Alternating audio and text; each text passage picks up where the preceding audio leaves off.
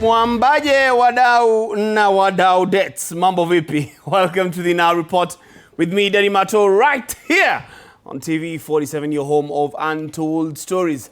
Na leo ni pre-weekend. Ndio hiyo tuko on your marks, get set, go. Lakini kama haujachoka kama mimi, wewe ni hardworking Kenyan kweli. Kwa sababu kuna watu kama DJ Ian wamepeleka watu studio hapa hivi Burukanga. Watu wanaruka. Ian unaharibu watu mambo ya God. All right, now let's get to the stories this week, or rather this day. Now, if you spent part of your morning doing an endless CBD shuffle, searching for a parking spot, pay attention. Kama umenotice of late, kuna gari, especially pikipiki, zenye ziko na a green number plate. Na si zile za KD. The government wants to give electric vehicle drivers the VIP treatment. Under a new national proposal, county authorities are being pushed to offer reserved parking spaces and lower daily fees for cars sporting those new green number plates. Switching your tag to a green EV plate costs 3,000 shillings upfront. But the payoff could be cheaper, hassle-free parking right in the city center. So, here's my question for you tonight. Is priority CBD parking enough to convince you to ditch petrol for an electric car? Or do you think those reserved spots will end up blocked anyway? Well, mimi ningeulizwa, kwa sababu hiyo ni mimi nimeuliza, lakini mimi ningeulizwa,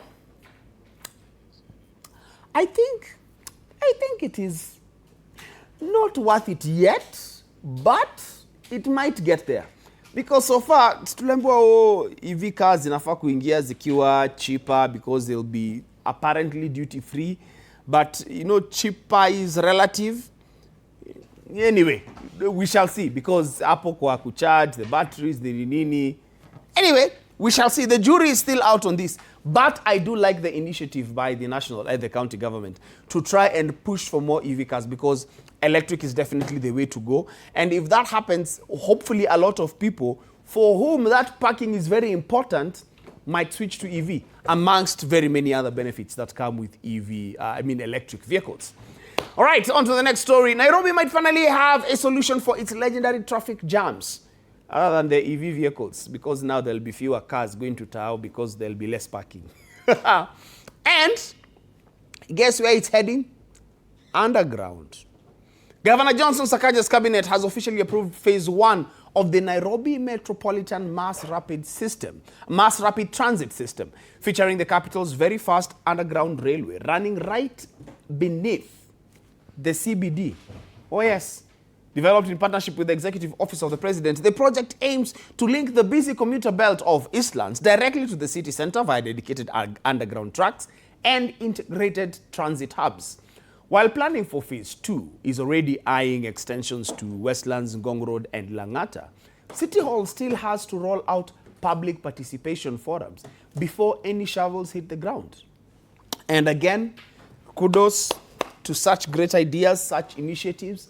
We only hope that there shall be no heavy interruptions in the city, because hapo kwa kubuild hizo zitaingilia wapi, zitaanzia wapi, itabidi unajua, I have been to countries where there are those underground commuter systems, and from my understanding, these are things that took very many years, like beyond, say, right now, tunafikiria between now and, in case the governor comes back again as governor, he will have 6 years within which to conclude. But it might take even more than those 6 years. So what happens with hiyo budget? Na hatuongelei kuhusu zile subways zilikuwa kama pale Globe. Hatuongelei hizo, tunaongelea za train. Hatuongelei hizo subways zenye ziko hapo UN kutoka University of Nairobi kuingia huko kwa hostels. Sio hiyo subway ya underground tunaongelea. Hatuongelei kuhusu hiyo inaenda Uhuru Park. Sio hizo, tunaongelea zile ambazo ziko na train inaenda na watu wamejazana huko. And hopefully they'll also have a system that works on time and rightfully. Sawa sawa? Na I get to understand that hizi SGR unajua zetu bado zinatumia they're still petrol powered or zinatumia coal. Either way zinatoa moshi zikiban kitu, na hizi zenye ziko underground lazima zikuwe electric, kwa sababu hawezi weka moshi underground kwa sababu watu watasuffocate bwana. So tutasolve shida ya stima kwanza. Thanks. Kama ndio tutasolve kwanza, we are good to go. All right? Haya. Hapo ni kama hatuko Kenya peke yake, tunajaribu kufikiria hizi vitu amazing za electricity, kwa sababu motorcycle taxi drivers and commuters across Kampala are increasingly swapping traditional petrol powered bikes for electric alternatives as soaring fuel prices heavily squeeze daily earnings, with fuel costs forcing traditional boda operators to spend up to 40,000 Ugandan shillings daily on petrol. Ugandan shillings, sio Kenya shillings, hata kama sio kidogo. Battery swapping models offer a 50% cost reduction, allowing riders to cover 100 kilometers for a fraction of the price. Industry experts note that while expanding battery swapping stations are transforming city traffic, long-term sector growth still faces infrastructure bottlenecks, including a shortage of charging points and mechanics trained in EV maintenance. Even as Uganda approaches historic fast oil production later in 2026, the lack of an operational local refinery means pump prices will remain high, keeping electric motorcycles the most attractive path forward for urban transport.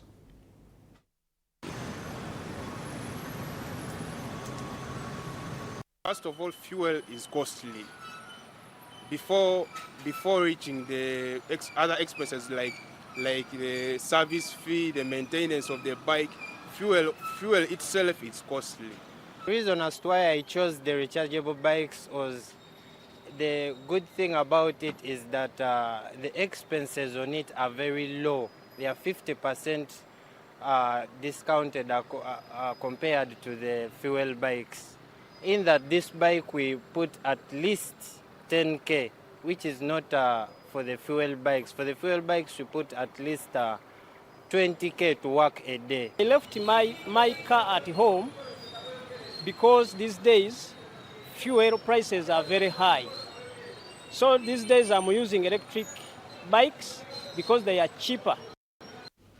Everybody in Uganda wants to go cheaper and not use the expensive fuel that everybody right now is complaining about. And I can actually imagine that the president's son, Muhozi, is using electricity to pump his anger on social media. That is what he... well, sitaki kukujiwa. Moving on. Jakarta is digging deep to beat its infamous gridlock. Oh yeah. Sio Kenya peke yake hizi ideas ziko. Ziko mpaka India. Yes. Construction crews are pouring through phase 2 of the capital's underground MRT expansion, with the iconic Mona's station already sitting at an impressive 92% completion rate. Backed by funding from Japan's International Cooperation Agency, the new subterranean stretch will connect Bundaran, Tarmin and Monas all the way up to Jakarta's historic Old Town. When trains officially start rolling in late 2027, thousands of commuters will finally be able to swap endless traffic jams for a fast track beneath the city streets.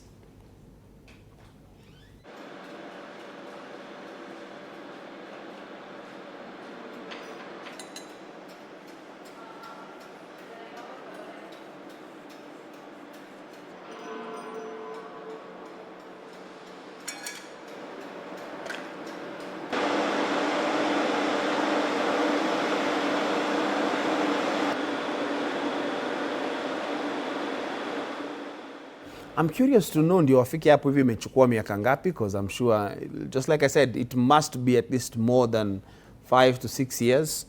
Na unaona hiyo progress venye iko kali, ndio waseme wanataka launch later in 2027. Sasa hapo mali imefika, wata launch 2027. Sisi hata hatujaanza at all, ndio bado tunaifikiria. Hata ijaingia public participation. It is a good idea. And it can and it will happen. I am not against the idea at all. Just saying, let us consider how much time it is going to take and what the effect of what will be happening will be between now and then. Consider it and plan for it. Not completely discard the idea. Sawa sawa. Now, mimi kama mtu wa sinema, hapa nina feel niko proud.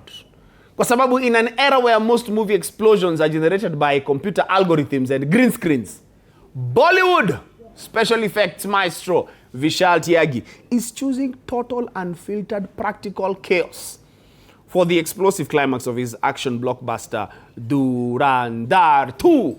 Tyagi bypassed digital shortcuts entirely, detonating 500 liters of real petrol, na venye tunaumia woi, and kilos of live explosives alongside star Ravneer Singh. From flying debris to massive fireballs, Tyagi is bringing old school cinematic heat back to the big screen, proving that when you want audiences to feel the burn, nothing beats the real thing. Yeah.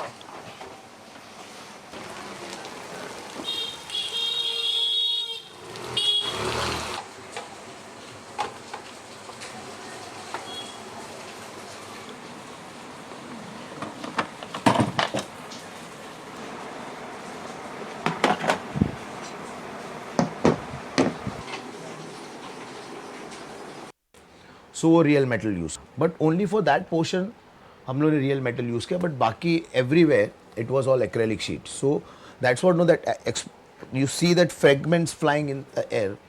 It's all because of the acrylic sheet, because acrylic sheet melts into the air, and that's why you see that fragments flying. So sometime to give a real look, you have to use something artificial, so it gives you a nice look. I don't think AI is like a threat for us. Because क्या होता है ना ma'am, to play with nature, so we are dealing with nature. Like fire is nature, smoke related to the wind is again nature, rain related to water again is nature. To create nature is not, they are not up to the mark. The explosion I did in 3 days, they will take 1 month. They will take safety measures. They will have like everything, like civil defense, ambulances, doctors, everything standing by on their set, which is happening now in our film industry. But with time and money, what they get, they can take more precautions, more safety measures, more researches, what we can't do. Now, folks at a recent rally in Marietta, Georgia, were so distracted that they barely noticed the actual speaker at the podium. And what was distracting them? Sitting just a few feet behind the main event was a man who looked like he'd been grown in the exact bakuli as Donald Trump. Oh yes, from the architectural hair to the signature dark suit, the uncanny resemblance has the internet absolutely convinced that cloning is real, demanding a DNA test or simply trying to figure out which one is the real stable genius. And more money is being invested in the United States right now than at any time in the history of our country, and Americans are working today more so than ever before. We have more jobs today than we've ever had, and it's not even close. More people are working now than at any time in the history of our country. This is with this skirmish we have with the Islamic Republic of Iran, and I call it that because let me tell you, they're getting hit so hard. And they want to make a deal. But I say they're not ready to make a deal. They want to make a deal, but there's no way they're going to make a deal. Hey, zile vitu ambazo zinafurahisha watu kwa internet pia zinanishangaza sana. Sasa watu sasa wanataka DNA test wajue huyo jamaa. Haya, sawa. Twende DNA.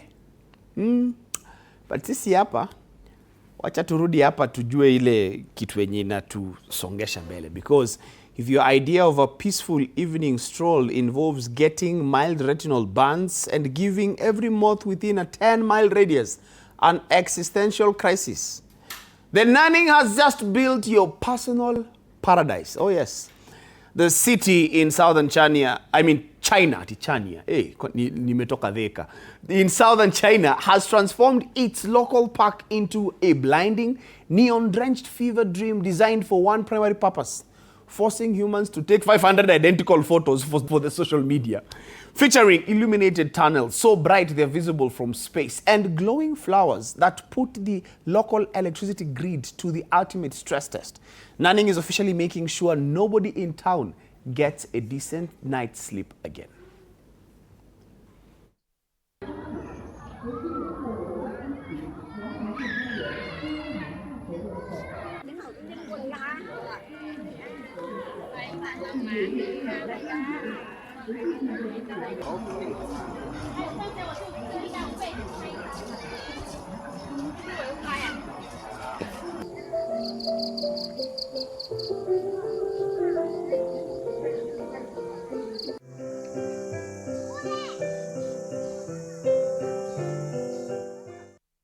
Na hivyo ndivyo tumepoteza director wetu, anataka kuhamia China.